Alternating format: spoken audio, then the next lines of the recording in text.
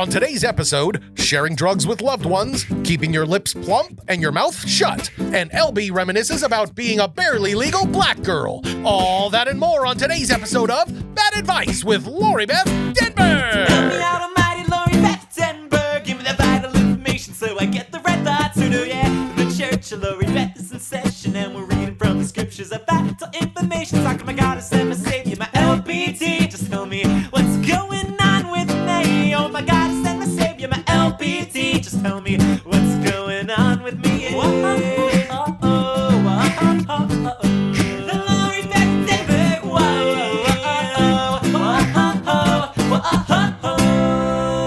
Hello, dear listeners. This is Lori Beth Denberg, and welcome to the Bad Advice Podcast. Woo! With me, as always, is Clark Crozer. Hello. Hello, Clark. How are you? I am doing all right. Yeah? It is hot outside Yes, of my life, and it is hot inside my house, as anybody who knows me knows. Yeah. Or who's had to listen to me bitch about it on this podcast. How's it been like with your dad? I mean, we're in the middle of a heat wave, just so that everyone listening knows. We are in the middle of a heat wave.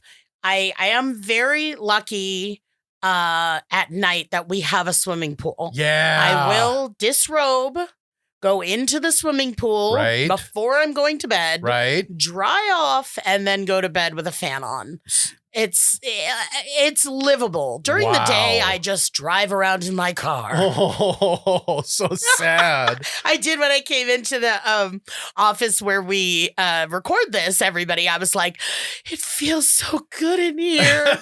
That's because I own this house and I can control the weather. I know. I'm like a little refugee. But it's going good. How Yeah. are you? Doing okay. I had a really nice conversation with Nanny the other day. Nanny! I know. I was a little nervous because, Lex got his birthday present from her in April. Yeah. And then we called her after that. And I don't know if everyone remembers this, but there was it was a really bad time for her. She got COVID at a certain point. She's 90 years old. She was in a hospital, and then she got transferred to some care facility that was just exclusively for people that had COVID. Party! And it was just, she was having a nightmare. Anyway, she was not in a good place when we called for Lex's birthday, and it was a little hard. It made it kind of hard to kind of get that energy up to call her now for Do you mean she wasn't like she was angry or like No. She wasn't angry. It was just, she's always been this kind of ballsy, she says whatever she wants, kind of broad, right? Yeah. And that's not what I got. When it was out after Lex's birthday, she was, frail and not doing well. Gotcha. And sad and a little confused, Gotcha. It was really hard living with your grandmother your whole life. It's hard to feel like, is she taking a turn for the worse? Yeah. Right. But it was my birthday a few weeks ago. Okay. And she sent me a present, and I've been meaning to call her, but after that call, it's been hard to build up that whatever to call her, because I didn't want to hear her like that again. But I finally did 2 or 3 days ago. And I've got to tell you, I got at least 85 to 90% of the normal Nanny back. Nanny strikes back? Yeah, she is back in full, man. Nice. She is up and ballsy and still has all of that kind of attitude to her. So it was just really nice to see her back into that spot. Oh, that's nice. Yeah. Although the other nanny, you could have convinced she never sent a check and gotten another one. That's true. Nanny, you seem so sick. I don't know if you forgot it was Lex's birthday. Slowly just start siphoning hundreds out of her until, the inevitable day comes. It's what a good person would do. It's what I would advise anyone to do if they ask for advice on this show. Exactly. So that was nice to kind of talk with Nanny again, and now I get to tell everyone, don't worry, Nanny's doing okay. Yeah. She survived the COVID. Good job, Nanny. just Nanny, listen. Nanny often needs advice about sex toys. Yeah, exactly. So she really tunes in to listen to. I took my dad to the emergency room. Oh, no. Yeah. What happened? Well, my dad is stubborn. My dad has died. He's 76. Everyone's sick of hearing me on this show. Yes, he's the worst piece of shit in the world that makes it hot in my house. But also, in addition, he is 76 years old. He's diabetic. Yeah. He has neuropathy of the feet, which is he has the kind where you can't feel them. Oh, no. So, big thing with diabetics is like, you can't feel your feet, and then you stub your toe, and then it got gangrene, and then they cut off your leg. Oh, no. So I'm always checking his feet. He's not good about it. He doesn't want to wear shoes. He's a little nightmare sometimes. And he rides his exercise bike, which is really good for his knee, but he's like tears up his feet on the straps. And he's like, he doesn't wear shoes the on the shoes bike? are too big to fit in the loops. Put the shoe in the loop. Put the belt through the loop. Oh my God. Oh my God. Patrick Warburton was on one of the videos of not Star Wars, a Disney ride. Yeah. Which ride was it though? It was called Soaring Around California. Oh, it was Soaring over California, which is awesome. Yeah. But he would like give the little like, here's safety spiel. Yeah, exactly. And he'd be like, showing you how to do the seatbelt. And he'd say, put the belt through the loop. It was our favorite thing. We would say it all the time. He's talking about kids. For smaller passengers, you gotta put the belt through the loop. Put the belt through the loop and pull. I don't know why we find that so funny. The way he said it. And he really means funny. it to be funny. He's a very funny man. He's a funny dude. Anyway, in addition to that, I'm looking at my dad's feet because I do a check on him. This is a very graphic little thing. Yeah. And it looks like one of his toes is turning black. And I say, no. Hey, Dad, your toe's turning black. Your toe's necrotic. Do you want to go to the emergency room now at 10 o'clock at night? Right. Or tomorrow morning? And he's trying to talk me out of it. I took a picture. I had to convince him for about 5 minutes. And he was like, okay, we'll go tomorrow. Oh. So we go there. We were there a long time. I actually had a nice nap. It was so nice and cool. In the hospital? The waiting room. That's funny. And I was texting my best friend. I said, we're in the waiting room. It's nice and cool in here. And she goes, tell your dad to get hospitalized more often. We were in there so long, I actually got cold. Wow. I actually got cold in the waiting room. Oh, my God. But we go in. It wasn't necrotic. It wasn't a black toe. It was a blood blister that looked really black. Okay. But the doctor was very no-nonsense gentleman. Okay. And said, I'm going to send you for a follow-up with podiatry, which I've been trying to get my dad to do for a long time. Yeah. For months and months, because his feet are a wreck. Yeah. And I can't be, he's a grown man. Absolutely. And I don't want to, it's like that weird thing with, and I know, not so much with your parents, maybe a little bit, but with nannies sometimes and my dad, it's like, you don't want to infantilize them. Yeah. You don't want to be like, no, who wants to check their piggies? Right. And it's like, at the same time, it's like, are you going to do this shit or not? Yeah, exactly. You're treating them like a 6-year-old with everything else. It kind of comes out in your voice at a certain point. Well, and I just say to him, like, you know what? I don't know why you bothered to get a new knee if you're going to lose your foot. Yeah, exactly. And when you do that, I'm the one that's going to have to lift the fucking wheelchair in and out of our car for the rest of your life. That's exactly which I might shorten purposefully. So at least he went. At least it wasn't, that bad. And it's going to result in us going to an appointment that I've wanted him to go to. And it's not going to result in a lost toe or a lost foot. Not this time.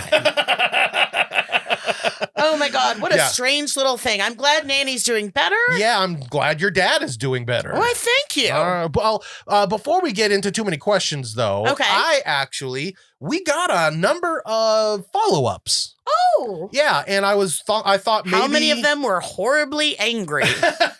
we got a number of follow-ups, and let me tell you this, you're going to be very happy. Not one of them talks about green beans. Oh, God, nice. So one of them I'd like to actually talk you through right now.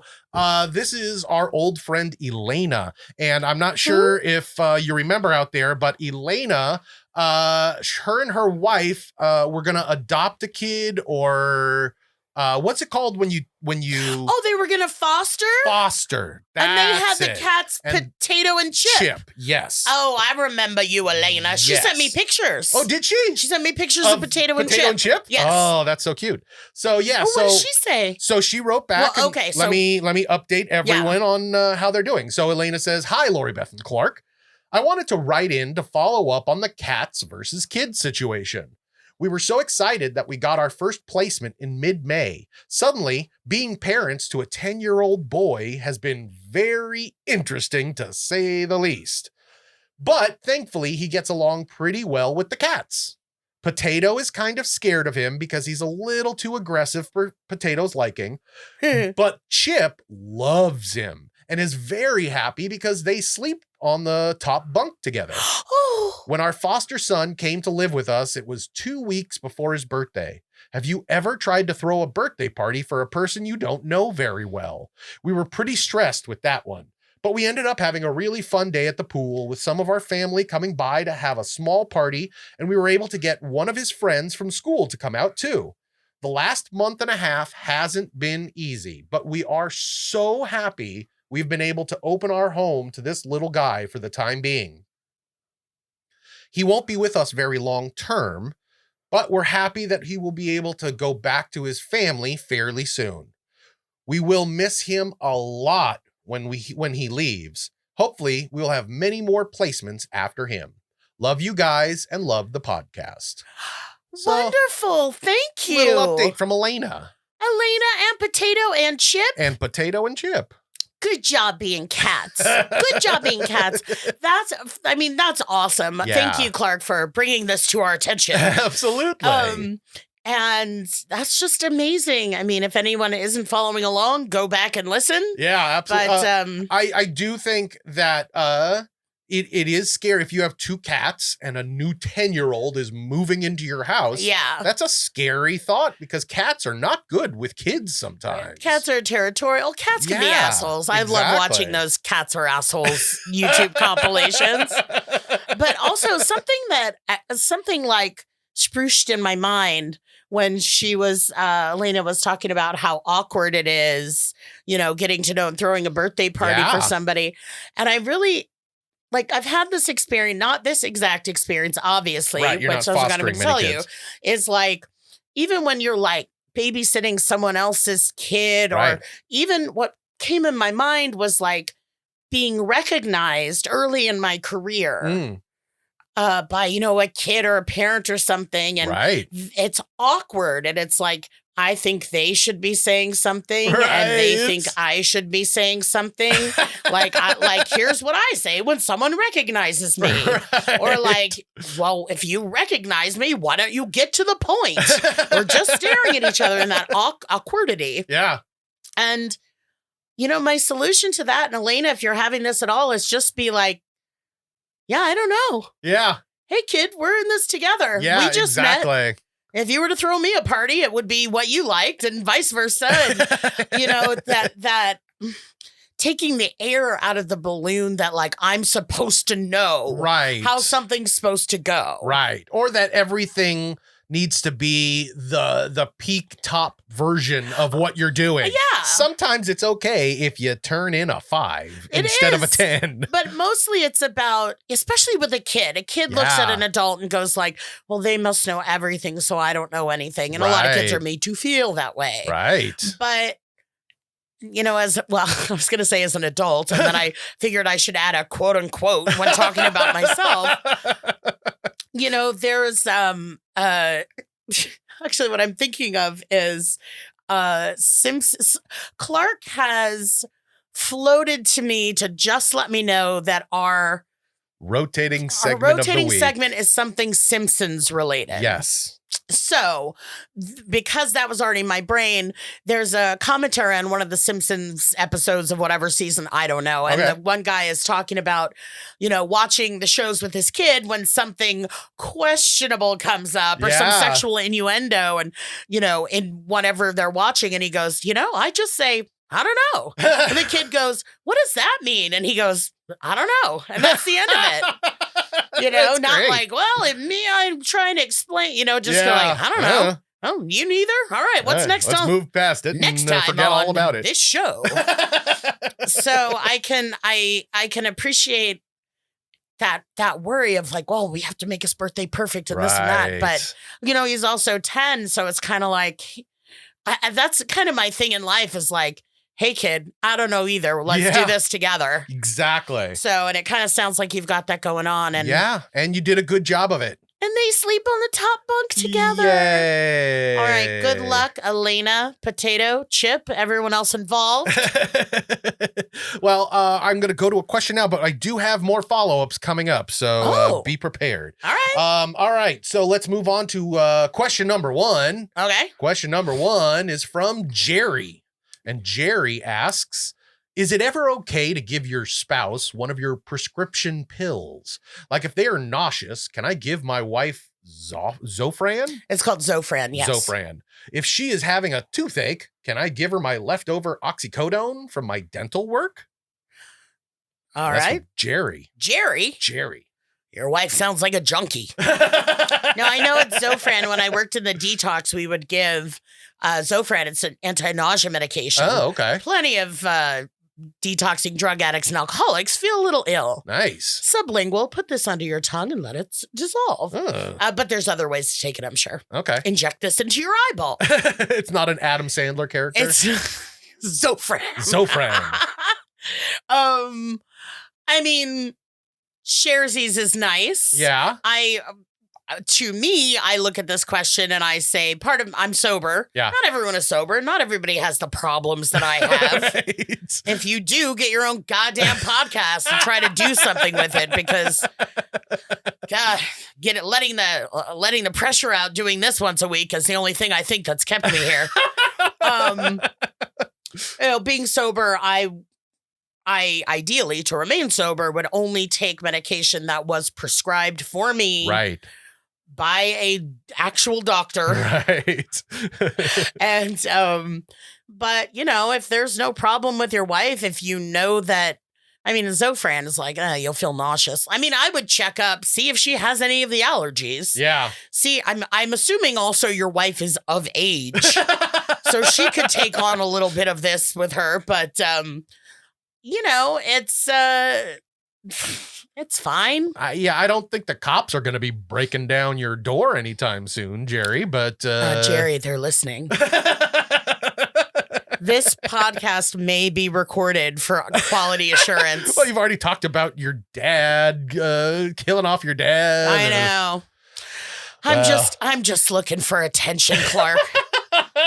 Yeah, no, it's fine if there's no other, underlying things that making sure they're not allergic, making part of the thing is when a doctor's giving you medication, they're looking at other medications you're on, right? Seeing if there's any contraindications, if anything's like, oops, you're on this, so that'll kill you. Yeah. So if you want to do sharesies and one for me and one for you. Yeah. But it doesn't sound like that. It just sounds like, oh, can they have one? And if it seems safe and if it's fine, then I don't see a problem with it. And my opinion on this medical issue should be the last straw. Yes. But I know for me, I wouldn't do that. I wouldn't, just because I'm sober and it's not like, let me pop this pill real quick. Right. You're trying to be extra careful. And I have been prescribed a couple times in sobriety.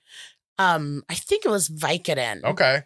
Painkiller. Yeah, painkiller. And I never took one of them. Really? And I luckily wasn't in a lot of pain or anything. Like I had sliced open my arm on a broken window and got stitches and all this kind of stuff. And they gave me Vicodin, but I was never in any pain from it. So it just didn't come up. Okay.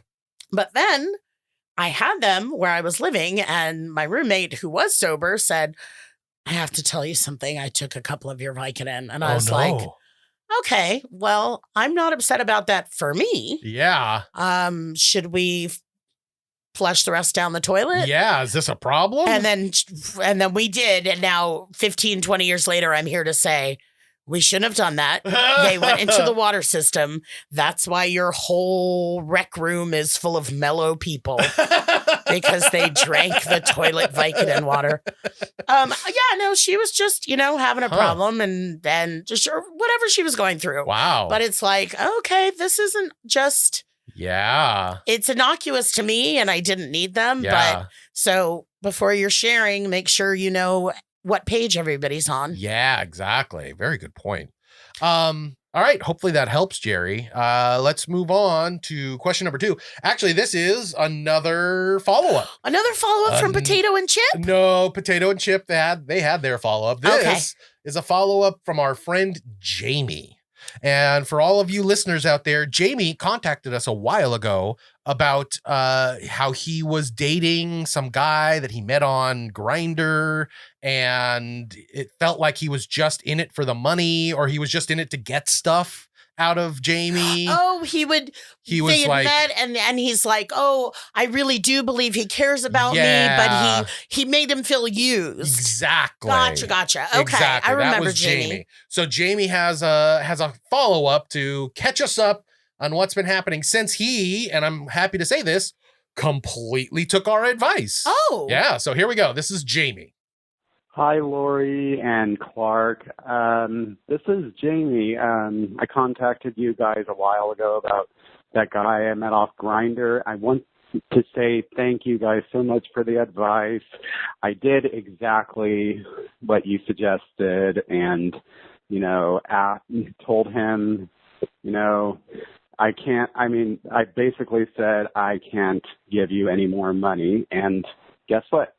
Never heard back from him, so I know what his intentions truly were, and that's really all I needed to move on. I mean, now that I know what his intentions truly are, I can actually finally move on with my life, because once the truth is out, that's all you really need, right?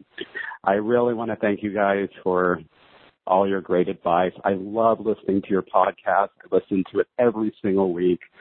I love you guys so much, and thanks again. Bye. All right. That is Jamie. Yeah. Well, Jamie, I'm sorry things didn't turn out the way we wanted them to with a magical love story. Yeah. I'm glad that you are done with a yuck face that was making you feel like a yuck face back. Yeah. He was the yuck facer and you were the yuck facey. Exactly. You weren't both yuck faces, but this is so true in my life. It's like,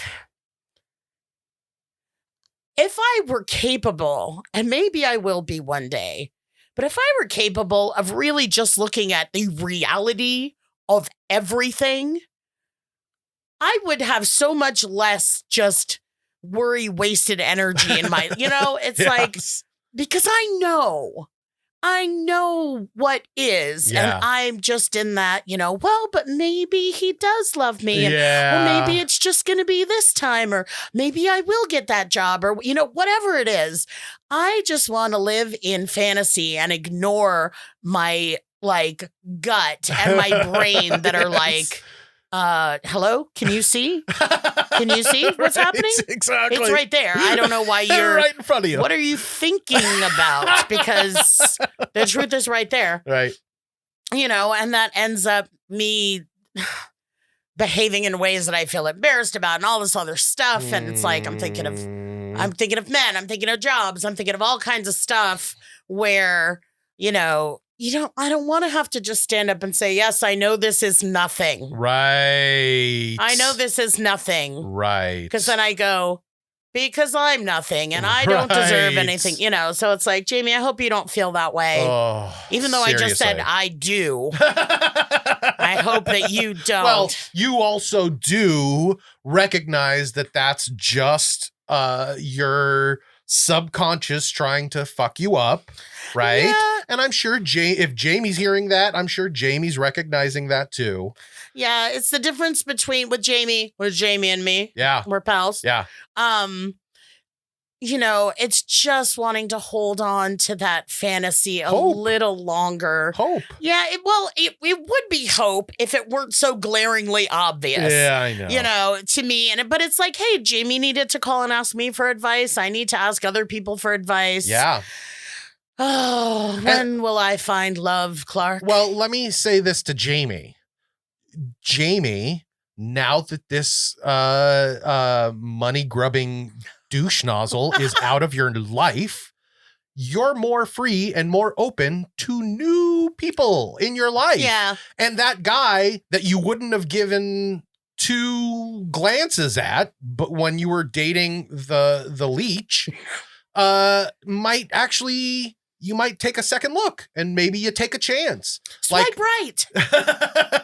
At this point now, your opportunities are endless. Yes. Because you don't have to worry about am I kind of dating this guy? Do I want to just stick with him? Well, now he's not an option.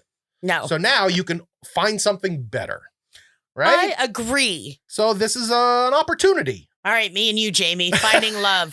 Ideally not with the same man. Yeah, I hope not. Well, I thank you so much, Jamie. That was a great follow-up. Everyone else, if you've called and we've given you some advice, please send us some follow-ups. I love hearing up on what happened in the end of the stories. Yeah, it's really fun. Yeah, it's really fun. We've had a good number of follow-ups. Yeah. Since the inception of this show. It's like the same 15 people just call over and over again. I know. Everyone tell a new friend to call.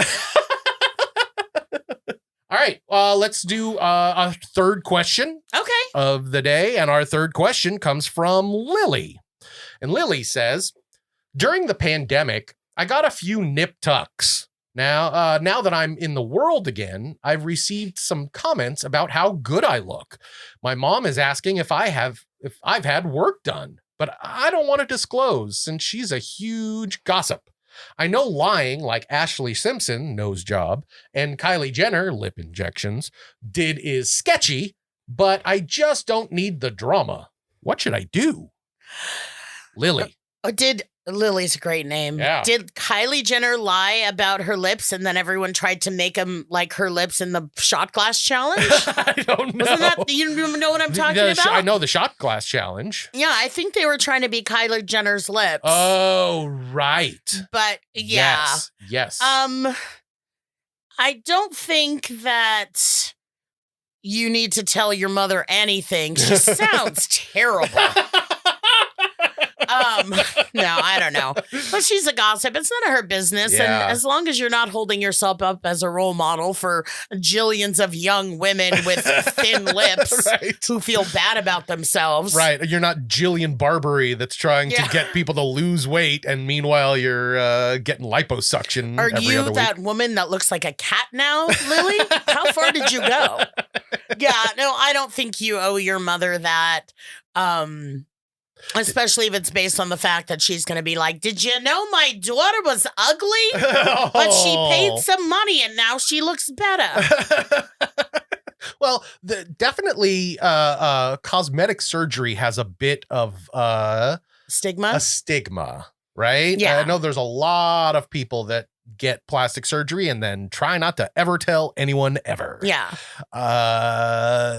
Is that a bad thing or a good thing? I can't really tell. It's difficult. Because it's like you don't want to hide yourself, right? You're not. We've worked for my entire lifetime so that Jamie and his new boyfriend can walk around in public and never have to worry about being judged. But here's another thing that people get judged on. Yeah, they're going to get judged and they're going to get beaten up, and it depends on where you are. Where they live. Yeah. Sorry for that social commentary, But here's another thing that people get judged on. Yeah. Is it right that people get judged on this? It depends. This is what's so weird to me. Yeah. Is how distorted people's views get. And this, of course, this is my opinion. Right. how distorted someone's views get. I've known people that I thought were beautiful. Yeah. Just like beautiful, real people. Yeah. Who got the facelift and the fish lips. Yeah. And who, it's like, I don't know what they're trying to attain. Right. Like, it's, because if this is what you wanted to attain, it's not attractive to me. Yeah, Of course, it's not all about me. Exactly. But it's also, you know, there's some things you can't deny. If I see you one week and you're a cup, right, and I see you the next week and your tits hit me as soon as you get out of the car, yeah, and I'm in my house, you know, and then obviously it's like, here's what it is, there's what it is, yeah, you know, but yeah, but just like a little nip and a tuck. And what's weird is, okay, we just talked about Jamie, about like reality. Yeah. If I meet you and all of a sudden your eyes are taut and your skin is pinched back and you've clearly had cosmetic surgery and you just look surprised, like, I'm not going to be like, what did you have done? Oh, nothing. It's right. like, okay, well, that's not going to be someone I'm good friends with. Yes. Who I don't go, well, someone I'm good friends with, I would know the whole story beforehand, usually. Right. And, so it's very interesting, this concept, when some plastic surgery is so evident and glaring. Yes. And looks weird to me a lot. Yes. I mean, granted, I'm not dealing with a lot of loose, like, you know, skin in my neck because it's all full of fat. You know, I have fat the don't opposite. crack. Exactly, it does. My hands are so dry. But yeah, there's a stigma, and then there's the ridiculousness of how a lot of plastic surgery is so undeniably glaring you in the face. Yes. That it's kind of a crapshoot. But if that's not where you're at, Lily, and you just kind of had a little joop, you know, tell your mom her eyes are getting bad. Mom, I look exactly the same. Have you been to the optometrist lately? Let's get you some new glasses. Well, that's a good advice and good answer. Support for this podcast comes from Invent Together. According to studies, less than 13% of all inventors who hold a U.S. patent are women. Black and Hispanic college graduates patent at half the rate of their white counterparts. But we can fix that by increasing participation in innovation and patenting by underrepresented groups. It would quadruple the number of American inventors and increase annual GDP by almost $1 trillion. Invent Together is a coalition of organizations, companies, universities, and concerned citizens committed to ensuring that everyone has the opportunity to invent and patent. Because the more diverse the American patent system gets, the stronger and more successful our nation will become. What can you do to help diverse inventors patent and unleash economic opportunity? Find out at inventtogether.org. Learn more and take action today. This episode is brought to you by HP Instant Ink. No one is reading your mind, but HP Instant Ink knows when your printer is running low and sends you new cartridges, so you never have to think about ink. Save up to 50%. You'll pay less than $5 a month for ink and never run out again. Find out if your printer is eligible and enroll today at hpinstantink.com. Conditions apply. For details, visit hp.com/instantink Spotify. Let's move on, though. I'm very excited. We teased it a little, but this is it. This is going to be the big rotating segment of the week, and it is one of my favorites. Why does Lori Beth know so much about The Simpsons? LB loves The Simpsons. Okay, guys, I'm going to start this off with a huge bummer. Oh, yeah. Clark has cajoled and encouraged. Yes, encouraged. And forced me for a while, and now we're doing this.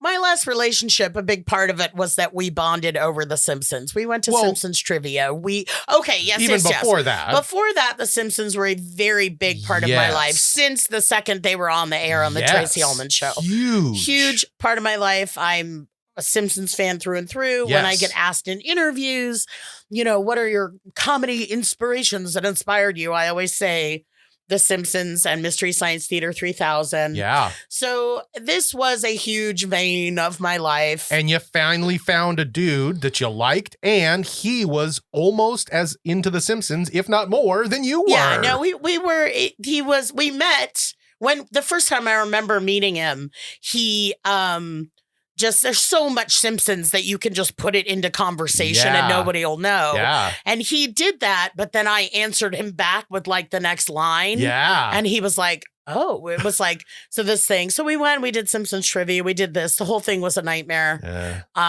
Very difficult, a lot. I've talked about it on this before. Yeah. He's one of the ex-boyfriends. He's one of the ex-boyfriends, the worst one of the bunch. Yeah.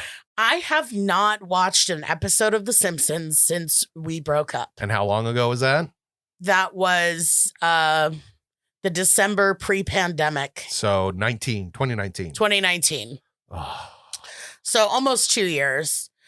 That sucks so much. I know. I can't. Hate so much that there was something that you found so much joy in and so much laughter in through your whole goddamn life. And then you finally meet a dude that's also into that and he ruins it for you. Yeah. That sucks, man. If you're listening, guy that didn't care about me when we were together, I'd be very surprised. Yeah. But fuck you. Yeah. But anyway, so the point is, don't feel too bad for me. Well, yeah, go ahead, feel bad for me. I don't know why I need to turn down your sympathy, empathy, or pity. I'll take whatever I can get.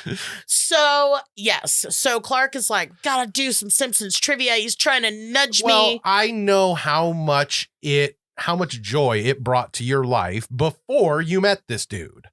So I would love to try and fix this so that you no longer get upset every time you see The Simpsons. I'm trying to get reacclimate. You're trying to deprogram me to reprogram me? Exactly. Okay, so Clark has said we're going to do. So what are we doing? What we're doing is very simple. Last time I brought in toys and it was a big elaborate thing. We don't need any of that. Okay. I found a professional Simpsons trivia site that had really nice questions that weren't like so obscure that they were in, one episode, but it wasn't, what's Lisa's mom's name? Like it wasn't super simple stuff. So I thought this would be a fun thing to remind you of how much you love The Simpsons. Okay. And another point to show the audience how much you fucking know about The Simpsons. It's crazy. So let's go through. I'm going to try and burn through these as quickly as I can. If I burst into tears, just know this is part of my healing process. I'll tell you to not have a cow, man. All right. Question number 1. Are you ready? Yes. Okay, here we go. Which member of the Simpsons family is the only one to have dialogue in every single episode? Homer. Correct. Which of the following phrases was not said by the talking Malibu Stacy doll? You ready? Okay. Don't ask me. I'm just a girl. Now let's forget our troubles with a big bowl of strawberry ice cream. Let's bake some cookies for the boys. Math is for nerds. Oh, math is for nerds. Oh, yeah. That wasn't one. That was the question, right? Which wasn't one? Correct. Yeah. All right. What does Bart name the elephant he wins? Stampede. What is the name of the female coworker to whom Homer finds himself attracted? Mindy Simmons. Correct. Which of the following was not a childhood experience that contributed to Marge's fear of flying? She found out her father was a steward. She found out her father cheated on her mother with a stewardess. She played with an airplane toy that caught on fire. She and her mother were attacked by a plane in a cornfield. Oh no, he didn't cheat on the mother. That's right. Correct. Here we go. What dream job did Homer quit when he found out that Marge was pregnant with Maggie? He worked at the bowling alley. Yes, he was a pin monkey. All right. Next question. Who shot Mr. Burns? Maggie Simpson. Maggie Simpson. What does Homer want to gain weight? Why does Homer want to gain weight and work from home? Because he wanted to get on disability. More specific? They're asking the specific incident that made him want to do it. He didn't want to do calisthenics. Yes. Gotcha. Correct. Oh, What is the name of the college-aged cool guy who comes to live with the Simpsons in the Itchy and Scratchy and Poochie show? episode? Roy. Roy is correct. What are the names of the aliens that frequently Kang visit? and Kodos. Yes. What is the name of the nanny Marge tries to hire to help around the house? Oh, Sherry Bobbins. Sherry Bobbins is an episode that I watched the night after my 21st birthday party. Oh, really? And there's a line in it where she makes blood pudding and Bart goes, the secret ingredient is blood. And I had just thrown up everywhere. And I was like, oh, God. Anyway, go ahead. Anyway, how does Homer's car end up parked in New York City? Barney leaves it there. Yes, absolutely. Who is Lisa's date to the school dance? And then I have there's lots of dances. I have a specific, do you want the more information? Yeah. So Lisa Simpson often struggles to fit in with her peers. And when cool girl Alex Whitney shows up at a Springfield elementary, her social awkwardness is magnified. Alex persuades Principal Skinner to let the girls plan a school dance, and Lisa feels absolutely left behind. Alex takes the girls shopping for grown-up dresses, and Lisa ends up getting a little black cocktail dress, but it doesn't exactly fit her 8-year-old self. In true Lisa fashion, she wears her familiar orange dress to the dance. Who is Lisa's date to that school dance? I don't think she had one. I have options. You want your options? Yeah, what are my options? Your options are Milhouse Van Houten, Ralph Wiggum, Nelson Muntz, or she doesn't have one. Oh, I think she doesn't have one. Correct. You are so right. Absolutely. All right. Next question. Which of the following was not one of the names that Homer tried to change his name to? Cruise B Renaissance? That one. You are correct. All right. Next question. What is the one-liner Bart became famous for after an appearance on the Krusty the Clown show? I didn't do it. Is correct. Which of the following bands was not a part of the Hullabalooza lineup? Okay. Sonic Youth, Green Day, Smashing Pumpkins, or Cypress Hill? Green Day. Green Day was in the Simpsons movie, but they weren't in that episode. Correct. Excellent. Next question. What cover story do Bart and his friends give their parents when they go on an unsupervised road trip? Oh, it's the grammar rodeo is it in Canada? Grammar rodeo in Canada. Amazing. And then Lisa goes, she knows something's up. She goes, why would they have our grammar rodeo in another country? Because it was like the national grammar rodeo. Right. You are 100% right. Okay, next question. What does the J in Homer J. Simpson stand for? J-A-Y. Yes. Excellent. Why does Apu get fired from the Quickie Mart? He gets fired from the Quickie Mart.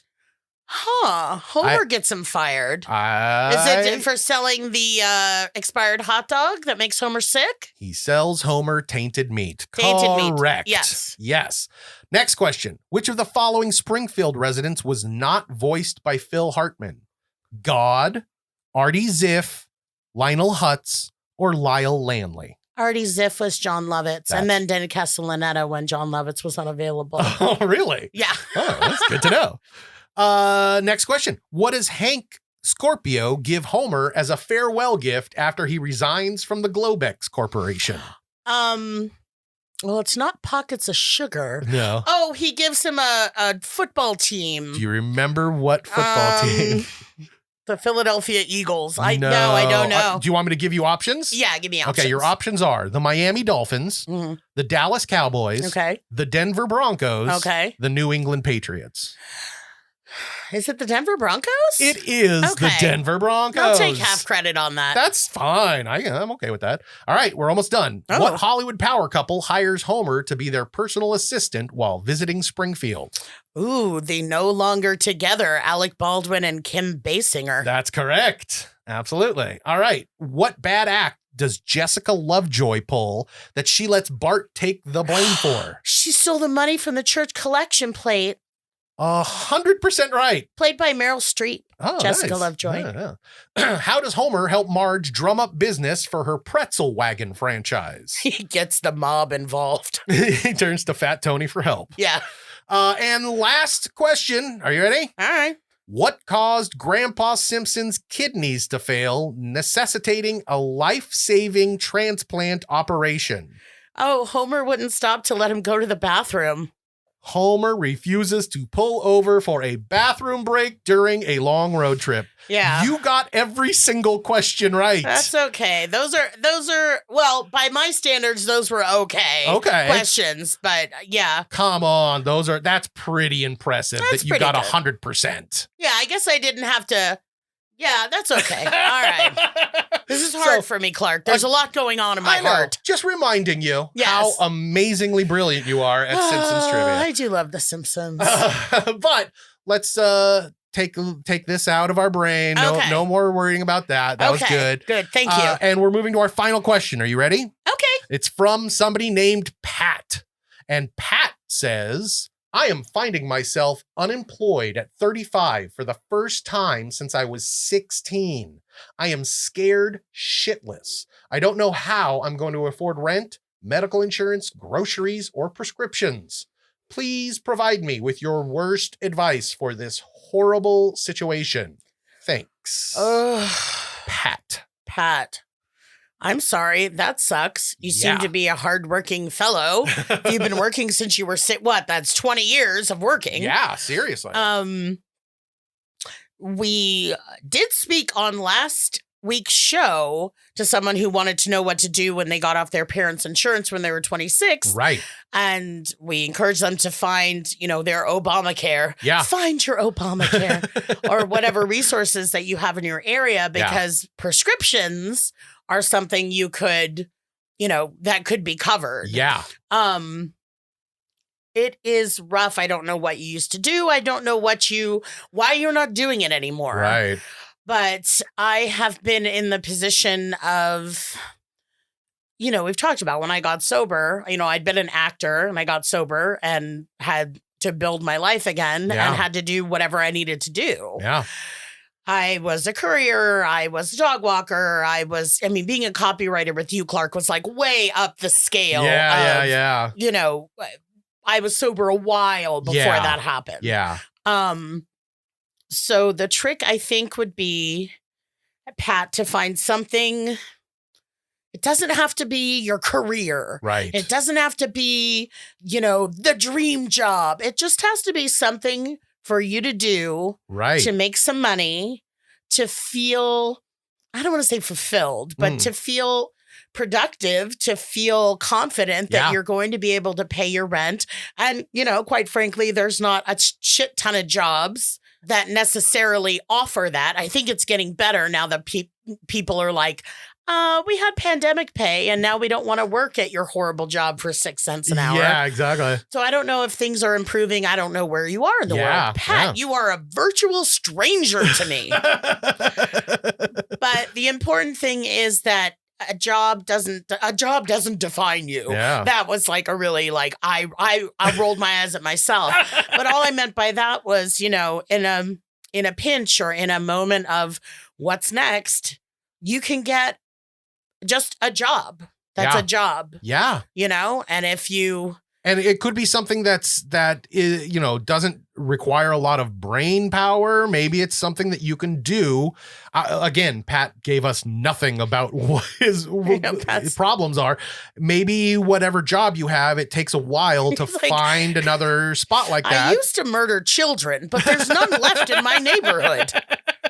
I've been murdering children since I was 16 years old. What else is there? But if you're, in some kind of profession that requires, studying and training, you'll find another one of those jobs eventually. But in the meantime, you could just take a random gig somewhere, whether it's delivering stuff or anything, right? Especially right now, there's a lot of online, whether it's Uber or, places where you could get a job doing stuff that doesn't really require a lot from you. Yeah. And maybe that's what you need. Maybe you need something like an interim job while you're looking for a proper replacement to the job that you've had. Yeah. And nothing is a mindless job. But as far as a job that you might not to have, such an investment in and the company. And do I have to wear a tie? Like, again, whatever you're doing before, I don't know. But this could be more of a casual thing. Yeah. And you could do what, a lot of people is doing Uber or Lyft on the side while they have some other job. Or one of the shopping apps, there's Instacart and all these other apps that where all you do is you go to a market and you shop around for somebody else and bring them their groceries. Yeah. There's a lot of those now after the pandemic. There's a lot of, there's a job and a career, but if you're in a position now of transfer. Yeah. What's the word I'm trying to think of? Transition. Transition, yeah. If you're in a period of transition, then you can just make ends meet. Yeah. And you can, easier said than done, I know. Yeah. You could do what I did. Oh, yeah? Yes. Clark knows about most of my jobs. I'm not sure if you know about this one. Okay. It was after the Steve Harvey show. Right. And before I did anything else, and I needed a job. And I actually wanted to write a screenplay about this. I had a whole idea. So I was, for about a year, a phone sex operator. Really? I did the phone sex. You did the phone sex? I did the phone sex for about a year. What? After you were famous? Yes. God, you know how much more money you could have made if they knew who you were? That's crazy. Yeah, it was a pretty good experience. Very interesting. Yeah. Very, very few times that it was actually troubling. Okay. Because there are guys that call up and are like, I want a young kid, baby, all this kind of stuff. Very few times that something like that was troubling. Okay. A lot of the times it was just like, nice guys that wanted to talk. And I miss it. There's still times now that I miss it. Wow. But it was really, really funny. I was totally using drugs still. And there was some nice, cocaine fueled nights of phone sex. So wait, in a typical day, how many hours would you work? Like an 8-hour shift. I worked from midnight to 8 a.m. Midnight to 8 a.m. How many calls would you get in 8 hours? You would get, here's the thing. It's like the place that I worked for, you would stay on the phone the whole time. Okay. They had me they suggest, it couldn't be a cell phone. Okay. It was supposed to be a landline. Okay. So I got this landline. They told me the company, I don't even remember who they were. Not that I'd be giving them a plug right now. Yeah, seriously. But, so they said there's this phone they sell at Toys R Us. No, they gave you an exact phone to buy? Yeah, they're like, this one at Toys R Us. And then what you do is they suggested getting like a little Tupperware thing and putting the phone in that and putting the thing on, because naturally when you finish a phone call, you hang up. But on this, you don't hang up. I would just like boop, boop, boop, boop into the system. And then I'm on the line and it's quiet. And then, someone else, calls up a customer and they get like, welcome to Sex Chat 99. Right. The robot voice. Yeah. For a young girl who needs to learn, press 1. Right. For a hot, like, blah, blah, there's all these categories that I had to be. Okay. And I just, so everybody knows, I did not ever think like, why this acting challenge is a doozy. Like, I wasn't like that. I think my acting skills made it a little easier. Okay. But there were all of these different categories. So it would just be quiet. Were you all of the categories, or did you only do certain categories? No. We were all of the categories. You were all of the categories. Yeah. So it would be quiet. Like I'd just be on the phone and there's nothing, and then hear a prompt. And based on what the prompt said, I knew how I needed to answer. So it'd be all quiet, and then I'd hear barely legal. And I'd say, hello? Oh, no. Hi. And have, What? And we were 18. Barely Legal was 18 years old. Okay. And, wherever the caller said they were from, I said I was from somewhere far. Like if they said I'm in Florida, I'd say, oh, I live in Oregon, wherever it was. And I'm just like I'm a cute teenager and I'm in high school. And oh my God, Oh my God. And like, the whole idea was to keep them on the phone. As long as possible. As long as possible. The more minutes they are on the phone, the more money they spend. Yes, exactly. Gotcha. And there was Barely Legal. There was Anything Goes, which is like, you're like 25-ish and it's just kind of normal. Okay. Normal, kinky, whatever. Sure. There was Black. Oh, that sounds like it's not socially. I would say I appropriated some culture. Oh my God! But I had just gotten off working on the Steve Harvey show, so I had kind of a good like, "Hey, baby," like it was pretty good. But then there's Barely Legal, Anything Goes, Black. Oh, and then there was a separate one that was Black and Married. What? Yeah, it was just a separate thing. And Black and Married? Yeah, and there was TVTS, Transvestite, Transsexual. Okay. There's Dominatrix, which is the hardest one. It's so much effort. Really? Yeah. Why? Because you have to do the whole thing and tell them they're bad and order them around. And it's like, Jesus, just can I get someone on the other end who wants to dominate me? I can say, yes, sir. It's just taking a lot of effort for me to dominate you. Did you have like a Casio tone filled with sound effects so that you could just be like, oh, baby. Yes. No, but I did have, I had a vibrator. I always have. We've talked about that many times. If they were like, oh, where's your vibrator? I could like, zzz. Oh, nice. Or if there was, like guys that wanted you to pee, then I had like an old shampoo bottle and I would like, squirt it out filled with water. Right. And they'd be like, oh my God, there's all these little tricks. And then there's this one. Have we been just talking about this for about 11 hours? We have. It's fascinating. It is pretty fascinating. I have a lot of notes, and I actually did start a screenplay based on it. But the one that was always weird, because it was clearly like all the prompts, they'd be like, Barely Legal, Black, TVTS. Then there was one prompt that only came up, I think once, maybe twice. Clearly recorded in a different universe. Oh, no. And it said, Teen Feet. Oh, what? It was jarring just because it was like, what? And it was like a different recording quality. It was like, Teen Feet. Some Russian dude. Teen Feet. And so there was the like obscure teen. It seems like it was like the hidden menu at In-N-Out. Yeah. Like only certain callers knew how to access it. Right. I want my feet porn animal style. Exactly. Smothered. But I do miss it. I didn't make the money that I should have doing it. Really? And I guess we could talk about that a different time. Yeah. Trust me, we can talk about this a lot now. Right? Out in the open. Send me in all your sex. Yeah, there you go. Your sex questions, your phone sex questions. Especially if you're into married Black women. Yeah. No, it's very interesting. How odd. The categories and what was, but I ended up speaking to, plenty of just, nice men, nice people. Did nice you have women. any regulars?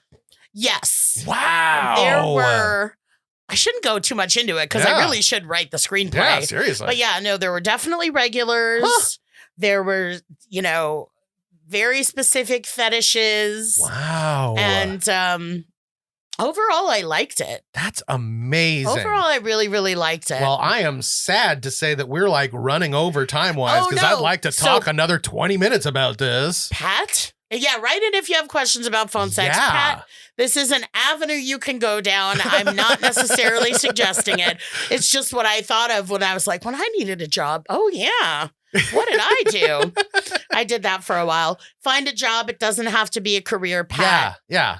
Take care of yourself and be a citizen. And write back if you have any more specifics. Yeah. Oh, my God. That just blew my mind. I kind of blew. Yeah, that's crazy. You can't see Clark right now, but he's kind of like shaken to the core.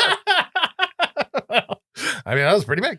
That was it. That was our final question of the day. Oh. So we're all done now.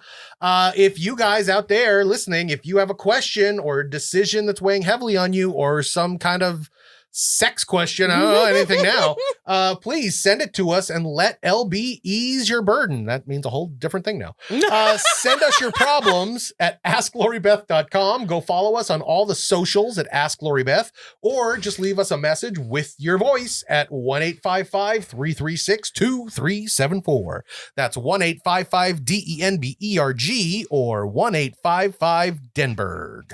Yes, ease your burden all over me, baby.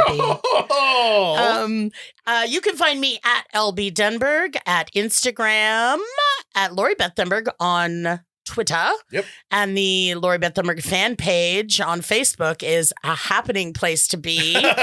You can, you know what? I'm so bad at business.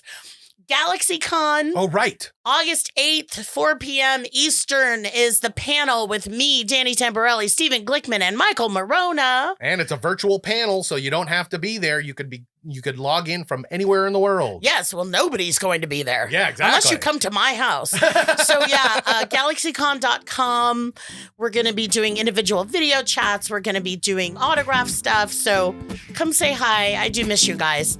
And if you want a personalized video for someone you love, you can book me at cameo.com/LoriBeth. All right. Thank you guys so much for listening, and we'll talk to you next week. Bye. Bye, babies. Bad Advice stars Lori Beth Denberg and Clark Crozier. The show is produced by me, Jeremy Balin, and part of the Seltzer Kings Network. Our theme song is written and performed by Natty Ward. If you or someone you love is in need of some bad advice, you can submit your own question on our socials, all of which are Ask Lori Beth, or on our website at AskLoriBeth.com, or for a nostalgic twist, you can call 1-855-DENBERG. That's right, 1-855-336-2374, and leave your question there. Thanks for listening.